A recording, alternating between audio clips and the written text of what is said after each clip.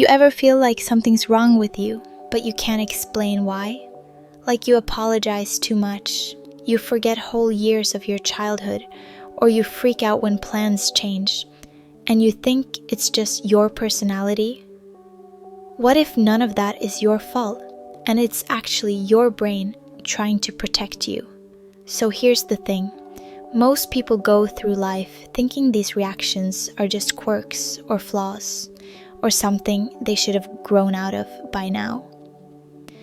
But the more you look at them, the more they look like patterns. Patterns that started long before you even knew they existed. And in this video, I want to walk you through 5 habits that seem completely normal on the outside, but often point to something deeper, complex PTSD. And don't worry, this isn't one of those cold, clinical explanations. We're gonna break it down in a real, human way, so you can finally see why you do the things you do and why you're not crazy or broken or too much. If even one of these signs hits home for you, just know you're not alone. And honestly, this might be the first video that finally makes everything make sense. One, you apologize for everything. You ever notice how the word sorry just slips out of your mouth, even when nothing is your fault? Someone bumps into you. You apologize. You need help with something simple. You apologize. You take up 2 seconds of someone's time. Boom, another sorry. What if that isn't politeness, but survival? A lot of people with complex PTSD grew up in homes where keeping the peace wasn't optional. It was protection. You learned early that if you stayed small, quiet, agreeable, you were safer. And now your nervous system still acts like someone might explode at any moment. Let me give you a quick example. I once heard someone say, "I apologize so much, I even say sorry to the furniture when I bump into it." And everyone laughed. But it wasn't funny. It was a trauma tell. Over-apologizing isn't just fear of conflict. It's your brain trying to manage other people's emotions before they even feel them. And it sets you up for the next habit, one that shows up in your memories. 2, you can't remember big parts of your childhood. Okay, let's be real for a second. Most people can tell you stories from when they were 6, 7, 8 years old. Super clear memories about school, vacations, birthdays. But for a lot of people with CPTSD, childhood feels like a fog. You remember pieces, flashes, random details, but whole years, gone. Memory doesn't disappear without a reason. Your brain doesn't just forget, it protects. When you grow up in chaos or neglect or emotional instability, the brain does something wild. It locks away what was too overwhelming to process at the time. Not to erase it, but to help you survive. Let me give you a relatable example. Someone asks, "So what were you like as a kid?" And you freeze because you genuinely don't know. All you remember is a feeling, maybe fear or loneliness, but not the scenes around it. Many people don't realize this, but emotional neglect can cause memory gaps just as much as obvious abuse. The brain hides what it feels unsupported to handle, and this leads into the next habit, where your daily routines tell a deeper story than you think. 3, your routines are either super rigid or completely chaotic. You know what's interesting about people with complex trauma? Their relationship with routine is almost always extreme. It's either, "I need everything to go exactly as I planned," or the whole day collapses, or it swings the other way. "I can't stick to a routine for more than 3 days. I just fall apart." But here's the thing nobody tells you. Both extremes come from survival. If your childhood was unpredictable, control becomes safety. You plan every detail. You repeat the same rituals. A tiny change in schedule feels like a threat, even if nothing bad is happening. But if your childhood was over-controlled, chaos becomes freedom. You avoid structure because it reminds you of being watched, judged, or punished. So you live day by day, hoping the lack of rules will finally let you breathe. Think about it.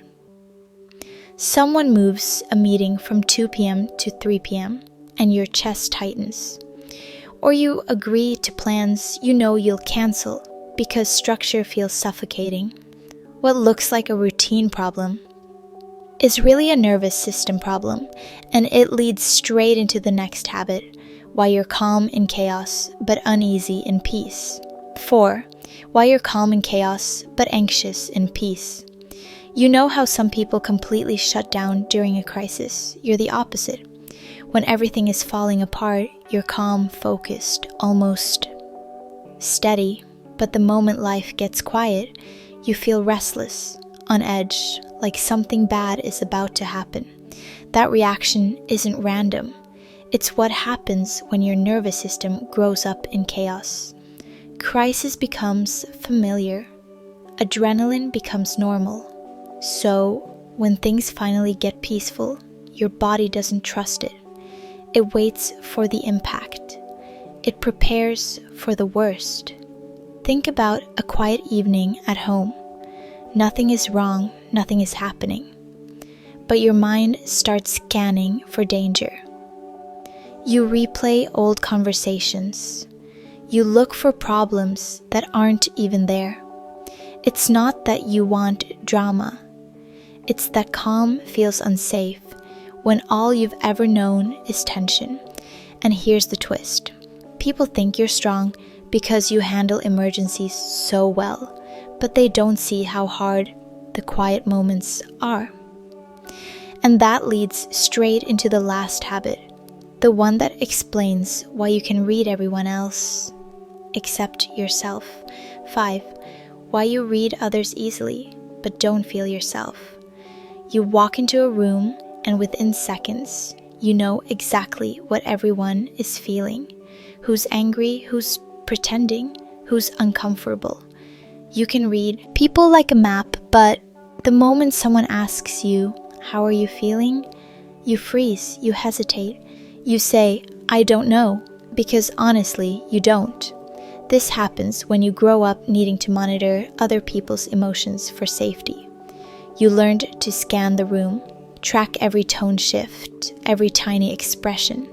Missing a signal could lead to silence, punishment, or an explosion. So you became an expert at reading others and a stranger to yourself. Maybe you can tell when your friend's voice sounds off, but you can't tell whether you're hungry, tired, or upset. Maybe you comfort everyone around you, but when it's your turn to feel something, there's just nothing. It's not because you lack emotions, it's because you learned to disconnect from them. And now, as an adult, reconnecting feels confusing, even scary. And this brings everything together. The apologies, the memory gaps, the routines, the crisis mode, the emotional disconnect. They all come from the same place. When you look at all of these habits together, a pattern starts to appear. The constant apologizing, the missing childhood memories, the routines that swing between rigid and chaotic, the way you thrive in crisis, but struggle in calm, and the ability to read everyone else while feeling disconnected from yourself. None of these things mean you're broken. They don't mean you're dramatic or weak or unstable. They're adaptations, the smartest ones your mind could create at the time. They kept you safe in situations where safety wasn't guaranteed. And the fact that you're noticing them now, that means you're healing. It means your body finally trusts you enough to start paying attention, to slow down, to understand the truth behind your reactions. You're not too much. You're not hard to love. You're someone who survived more than people will ever know. And you're learning to live, not just react. If any part of this video felt a little too familiar, you're not alone. Share in the comments which habit hit you the hardest. You'd be surprised how many people feel exactly the same way you do. And if this brought you even a little clarity or comfort, consider subscribing. We talk about trauma, healing, and the things most people keep buried. Take care of yourself today. You deserve that.